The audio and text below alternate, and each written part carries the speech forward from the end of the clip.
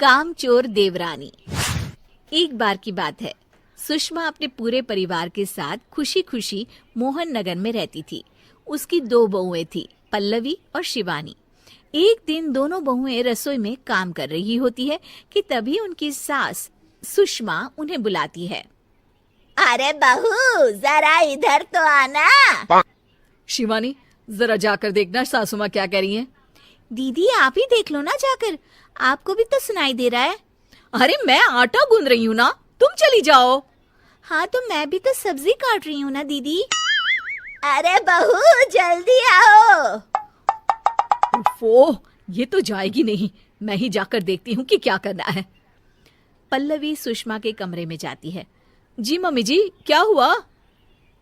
शाम को घर पर कुछ मेहमान आने वाले हैं, तो तुम अच्छा सा खाना बना लेना बहू। ठीक है मम्मी जी, आप बता दीजिए क्या क्या बनाना है और कितने लोग आ रहे हैं।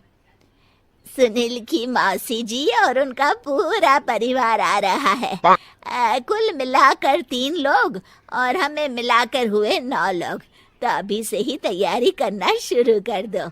और हाँ, घर की सफाई भी कर देना, हाँ, अच्छे से। जी मम्मी जी, सब काम हो जाएगा, आप चिंता मत कीजिए।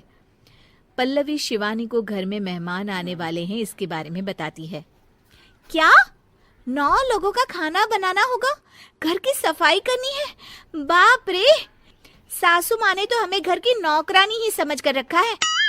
ऐसा नहीं बोलते शिवानी, हम इस घर की बहू हैं और घर के काम करना हमारा फर्ज है। दीदी तो है ही सासू माँ की चमची, जब देखो सासू माँ सासू माँ। मैं तो इतना सारा काम नहीं करने वाली। शिवानी कपड़े लेकर गमला साफ कर रही होती है और चक्कर आने का नाटक करने लगती है। मेरा सर चकरा रहा है। तभी वहां पल्लवी और सासू माँ जाते हैं।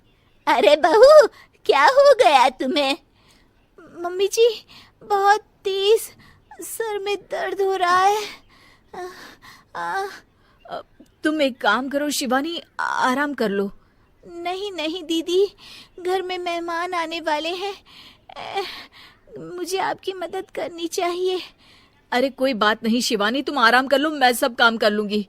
ठीक है दीदी, अगर आप इतना कह रही हैं तो आराम कर लेती हूँ। शिवानी आराम से अपने कमरे में मैगजीन पढ़ रही होती है। इसे कहते हैं आराम की जिंदगी। इतना सारा काम। चलो, सारा काम खत्म हो गया, शिवानी को देख आती हूँ। शिवानी अपने कमरे में ईयरफोन में गाने सुनते सुनते सो जाती है और उसके साइड में मैगजीन भी रखी होती है। पल्लवी वहां आ जाती है और वो सब देखती है। ओहो, तो मतलब सब काम चोरी का बहाना था। अभी बताती हूँ इसको। घर का सारा काम मुझे करना पड़ा और ये महारानी यहाँ मैगजीन पढ़ रही है, गाने सुन रही है। पल्लवी रसोई से एक प्लेट और चम्मच लेकर आती है और शिवानी को थाली बजाकर उठाने लगती है। शिवानी अचानक से उठती है।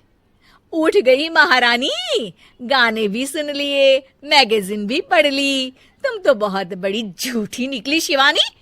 तुमने सर दर्द का बहाना बनाया ताकि काम करने से बच सको। हाँ, बनाया बहाना, तो क्या करती, इतने सारे काम करती।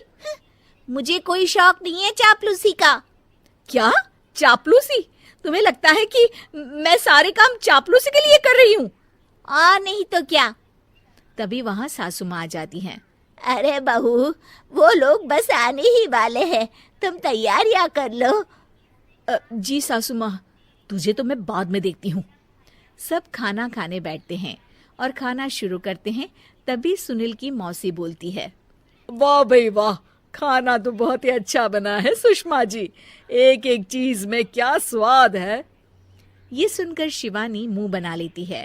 उसे अपनी जेठानी की इतनी तारीफ रास नहीं आती।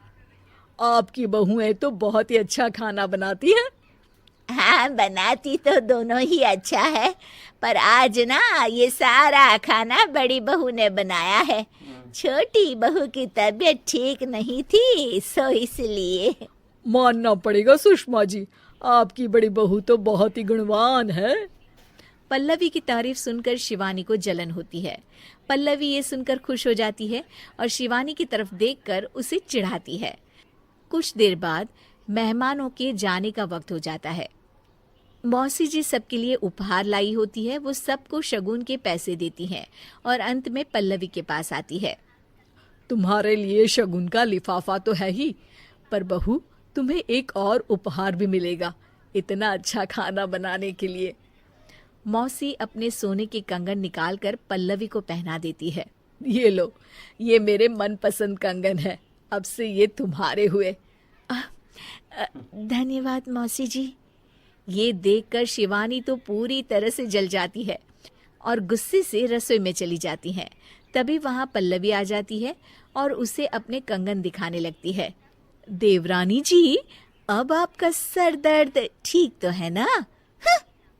मुझे लगता है कि अब सर दर्द शुरू हो गया होगा आपका।